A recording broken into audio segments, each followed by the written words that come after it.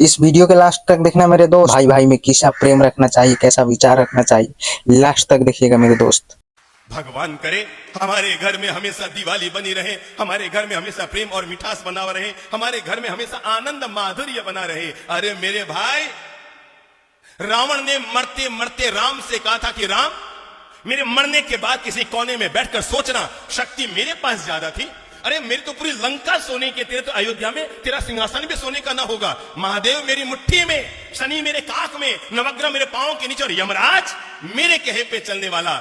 पर राम अपने राजमहल में पहुंचो ना अयोध्या, तो वहां पर जाकर सोचना कि आखिर ऐसा क्या हुआ कि युद्ध में तुम जीते और मैं हार रहा हूं, तुम जीत रहे हो मैं मर रहा हूं। मरते मरते रावण ने राज खोलते हुए कहा कि हे राम, मेरे मरने के बाद एक बात अपने कोने में बैठकर सोचना, युद्ध में तुम क्यों जीते और मैं क्यों हारा। तुम शक्तिशाली थे इसलिए नहीं जीते राम, शक्ति मेरे पास है। तुम भक्ति करते हैं भगवान की, अरे महादेव की जो मैंने भक्ति की है दुनिया में किसने की हो। पर राम तुम इसलिए जीत गए, राम तुम इसलिए जीत गए।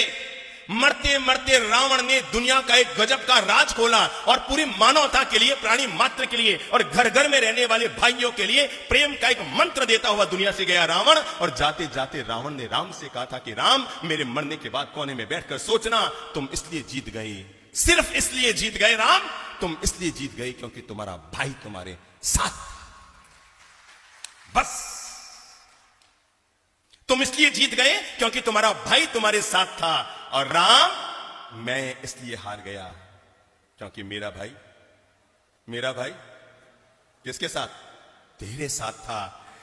रावण ने मरते मरते राम से अनुरोध किया था कि अयोध्या में जब राज सिंहासन पर बैठो तो एक पल के लिए आंख बंद करके मेरे चेहरे को याद करके सोचना, अगर तुम्हारा भाई भी मेरे साथ होता और मेरा भाई भी मेरे साथ होता तो युद्ध में रावण जीतता या राम जीतता। यह है भाई भाई के प्रेम की ताकत। और जिस घर में, जिस समाज में, जिस परिवार में, जिस राष्ट्र में यह ताकत हुआ करती है, वहां पर दुनिया की कोई ताकत उस परिवार को कमजोर नहीं कर सकती।